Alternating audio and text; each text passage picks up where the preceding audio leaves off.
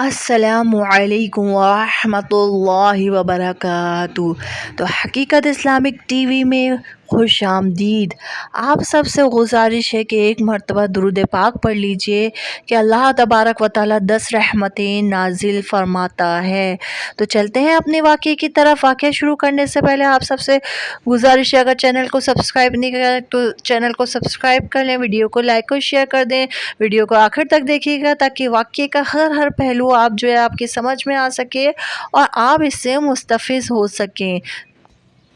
حضرت حسن بصری رحمۃ اللہ علیہ فرماتے ہیں، میں ایک متقی شخص کے جنازے میں شریک ہوا۔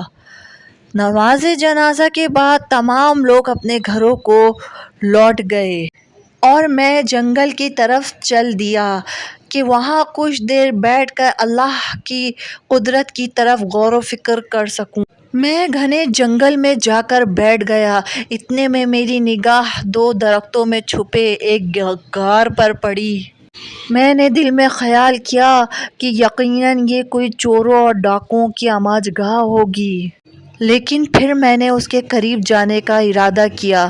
میں سنبھلتے ہوئے آگے بڑھا۔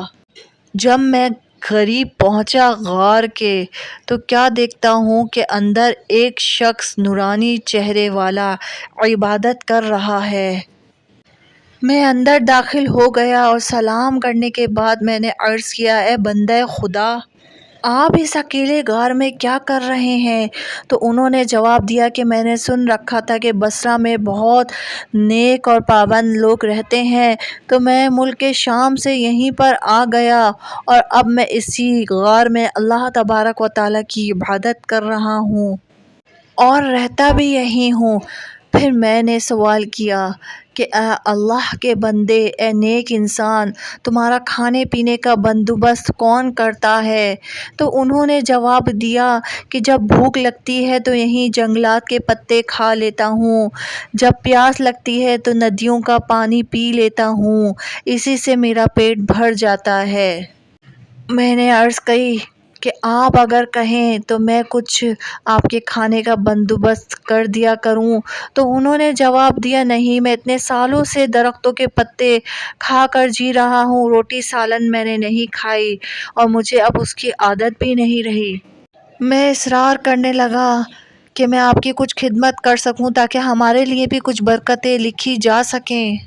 انہوں نے کہا، ٹھیک ہے، اگر تم کچھ کرنا ہی چاہتے ہو تو صرف وہ آٹے کی 2 روٹیاں اور سالن نہیں، تھوڑا نمک ساتھ لے آنا۔ اس کے بعد میں گھر آ گیا۔ گھر آنے کے بعد میں نے 2 روٹیاں آٹے کی بنوائی، اس کے اوپر تھوڑا نمک لیا اور پھر واپس جنگل کی طرف چل دیا۔ جب میں آیا تو کیا دیکھتا ہوں غار کی طرف کہ ایک خونخوار شیر بیٹھا ہوا ہے۔ میں سمجھ گیا کہ اس شیر نے اس نیک بندے کو اپنی خوراک بنا لیا ہوگا۔ میں بہت رنجیدہ ہوا اور اونچائی پہ چڑھ کر غار کے اندر جھانکنے لگا، مگر یہ کیا، وہ نیک شخص اب بھی عبادت میں مشغول تھا۔ مجھے ان کو زندہ دیکھ کے بے حد خوشی ہوئی اور پھر میں نے ان سے کہا کہ اے اللہ کے بندے، آپ عبادت میں اتنا مصروف ہیں کہ آپ کو باہر کی دنیا کی کوئی خبر نہیں؟ تو اس کے بعد انہوں نے جواب دیا کہ تم کس وجہ سے مجھ سے ایسا کہہ رہے ہو؟ میں نے کہا کہ غار کے قریب ہی ایک شیر وہ بیٹھا ہوا ہے، خونخوار سا۔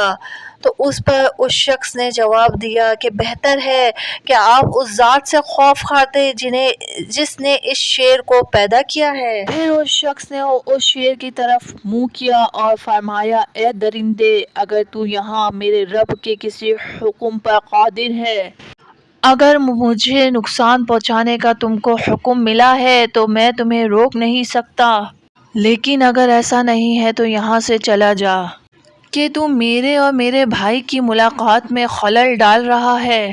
شیر ان کی بات سن کے ایسے بھاگا جیسے اس کو اپنا شکار نظر آ گیا ہو۔ اس کے بعد میں غار کے اندر گیا اور ان کو کھانا پیش کیا۔ میں نے فرمایا کہ آپ نے جو کہا تھا وہ حاضر ہے، تو اس پر وہ اس روٹیوں کو دیکھتے رہے اور روتے رہے، اتنا روئے کہ ان کی ہچکی بن گئی اور انہوں نے کہا کہ اے میرے اللہ، اگر میں نے تیرے نظر میں کوئی مقام پا لیا ہے تو اسی وقت میری روح قبض کر لے۔ ابھی اس بندہ خدا کی بات پوری بھی نہ ہوئی تھی کہ اللہ تبارک و تعالیٰ کی طرف سے اس کی روح قبض کر لی گئی، اور میں یہ سب دیکھ کر بہت متاثر ہوا۔ غم کی حالت میں واپس گیا کہ اپنے ساتھ کچھ نیک لوگوں کو لاؤں، اور پھر جو ہے وہ نماز جنازہ اور تدفین ہوگی اس شخص کی۔